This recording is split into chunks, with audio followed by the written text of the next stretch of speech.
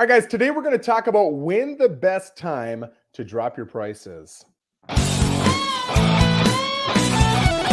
better get fired up. Welcome. Happy Monday, Lissette. How you doing? I'm awesome. Happy Monday, Joe. How are you? You are awesome. I'm awesome too, man. So today we're going to focus on, as a listing, as a seller, right? When is the right time to drop your price? You don't want to drop it too quickly because, my gosh, you could have lost thousands of dollars because of the price reduction. But you also don't want to become that market-worn listing that when buyers see it, they say, why has this thing been on for 5, 6, 7 months? They must be desperate, even if it's not true, right? So Lissette, give us a little bit about the discussion you have with a seller when you're coming in for the first time and you're talking about the strategy on how to price it. And, if worse comes to worse and we don't sell within whatever your suggested days are, maybe we drop that price. What does that conversation sound like? It's one of the most important factors in the listing consultation to have with the seller. So they know that this may be something that we have to anticipate, and this is the course of action. Specifically, if upfront the seller is not agreeing with the list price that you are suggesting and they wanted to go above that. Now, there could be a few issues that will indicate this is something that we're going to have to do. And one of them could be you just don't have the showings. That right there is the main factor of saying, hey, there's something not right going on here. And within the first week, if we don't have any showings or very slow turnout, conversation to have.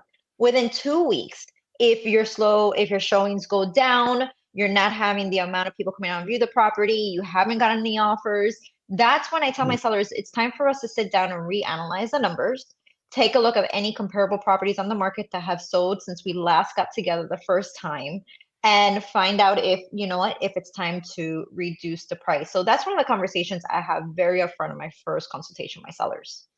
I like that. And that's exactly what I'm doing, right? I love data and I love my sellers to know the data right now. And we just talked about this in our sales meeting this morning. The average time to sell in Port St. Lucie for a single family home is 67 days. That's almost exactly 2 months, right? And you got to remember, when you see a 67 day number, an inventory number, that includes a lot of homes that are never going to sell. So they're sitting on for 3, 4, 5, 6, 12 months, and they're taking that average and really bumping it up, right?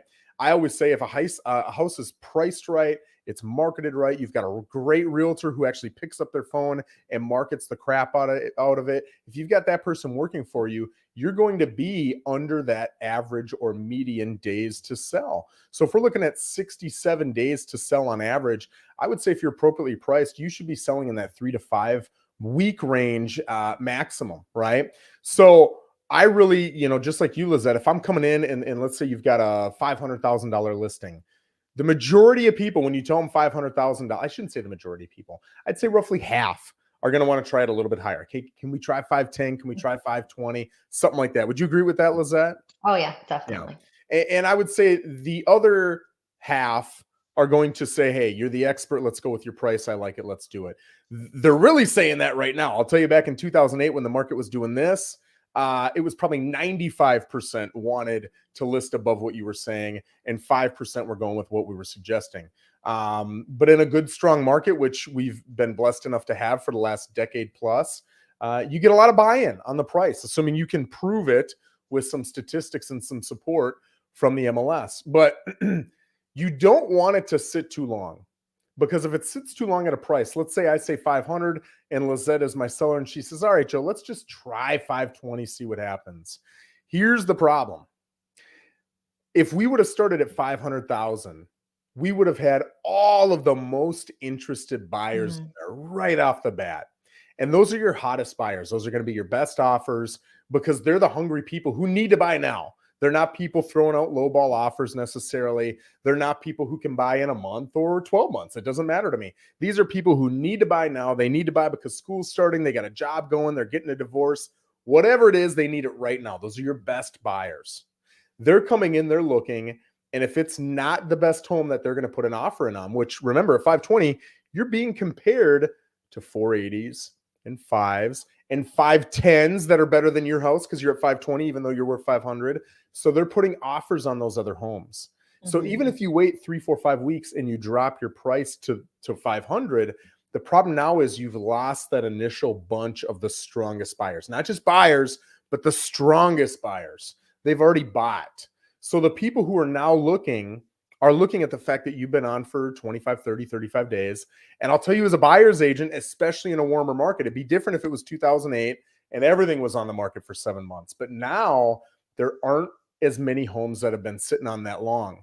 So when Lissette or me as a buyer's agent walks up to the home and that buyer sees us, the first thing they're going to say is, how long has it been sitting on? Lissette, how many of your buyer showings that you go on, the first showing with that buyer, do they ask you, how long has this home been sitting on the market? Oh, Well, that's a good answer. They all want to know. They all want to know. And they won't, well, sometimes they will explicitly say it, but not always.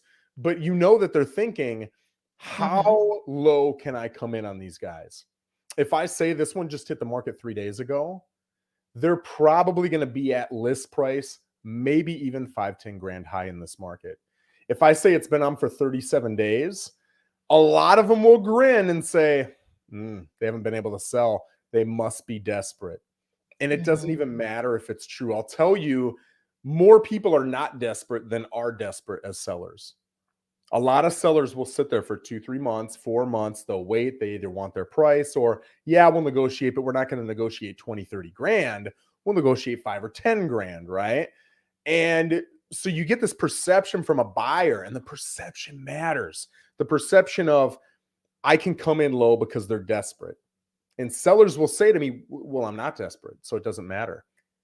You're wrong. It does matter, because even if you're not desperate, if they believe you're desperate and they come in low and now they won't bend because they're emotionally attached to that price because this guy's on for 37 days, now you've got two people who are committed to their mindset. One will not come up and the seller will not come down, and now the deal never happens. Whereas if we were appropriately priced on day one, the deal would happen, right? So it's a big deal to be priced right from the get-go. Yes. I'm going to give one asterisk. If I tell you your home is worth 590, or I'm sorry, well, 590, let's say 590, and you say I want to list at 600, that's not nearly as big a deal as me telling your home is worth 600 and you want to list at 610. Why? Because at 600, you're going to get all the people searching from 5 to 6, from 550 to 6. And you're also going to get the people searching from 550 to 650 and 6 to 650 and 6 to 7. And you're going to get all those people because you're at a major price point. But when you go to 601, you just lost all those people looking up to 600. Oh, by the way, in that search, your home's going to be the best. When you're comparing your $600,000 home, well, 590, to a home that's 560, 570, 580, you're going to be better, right? Now you're competing with 625s and 650s. You're going to be the worst house that they look at. So it's critically important to be priced right. But sometimes if you're really close to a major price point, we can get by strategically, intelligently with pricing a little bit higher. Lissette, I just threw out a lot of stuff there. You're good. What do you think on that? No, I love everything you said. And just want to add one thing is also listen to the feedback that you're getting from the buyers. Yep. If you are constantly hearing, well, they decided to go for another property that's a little bit more renovated, another property that maybe has other upgrades that your property doesn't have, if it has a pool and your property is not offering that, or maybe there's a difference between the structure, if one's CBS and yours is a frame, and the buyers are going for the CBS. That's another indicator that maybe you're in the wrong price range and you need to do a reduction because you're competing against all these properties that are offering more and your property is not. That's beautiful. And I'll tell you, last thing, to explicitly answer the question, when should we lower our price? I think it's dependent on market. I remember back in 2008 when I would list a home, I would tell them, hey, maybe we wait 4 to 5 weeks and then we'll drop your price. And we would already list it out. If we listed your home at 500 grand, I would say, hey, in 4 weeks on this date, we're automatically going to drop it to 485. On this date, 4 weeks later, we're going to drop it to 470, right? We've got it all planned in there. Now the market's much hotter than it was in 2008. That was the coldest market we've ever seen. So to wait 30 days, I think is too long. I really think you're going to know, to Lisette's point, you're going to know in a week and a half, 2 weeks, 2.5 weeks tops what's going on. And if you've got the plan of, let's say in 2 weeks, you're going to drop the price, but all of a sudden you just had 3 showings and you haven't gotten feedback on them yet, all you got to do is call your agent and say, hey, can we hold off on that price reduction until we hear back on those 3? You're going to hear back on those 3 within 12 to 24 hours. You're going to know if they're serious or not, and then you can move forward, right? So there's a lot of different solutions here, but it's in your best interest when it comes to the final net price that you're going to take home to get that home priced correctly as quickly as possible. Was that any last feelings or anything you want to share with the group here? Just communicate with your agent, listen to what they have to say. And one thing is, a lot of times I start off telling a seller sometimes a certain price and we end up with another price just because they really want to go for that price point. And I'm not the kind of agent to tell them absolutely not. I always like to give them the opportunity to try it out. But as long as you're open in communication and you guys are touching base and your agents providing all the statistics and information for you, you have the tools to make an educated decision on that price reduction. When's the best time to make that? I love that. And I'm going to throw one last thing.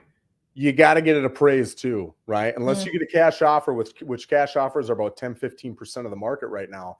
That means you've got an 85, 90% chance. And the lower you are, the more that's true of getting a financed offer. It has to appraise. So even if Lisette's the best listing agent in the market, she's the best marketer, and your home is worth 600 grand and she gets it sold for 630, you've still got to contend with that appraiser. And if it falls short, it doesn't mean you'll lose the deal. There are different things, and I won't go through them here, but there's different things you can do to keep it alive, but you have to get it appraised. And that appraiser is using the same comps we're using.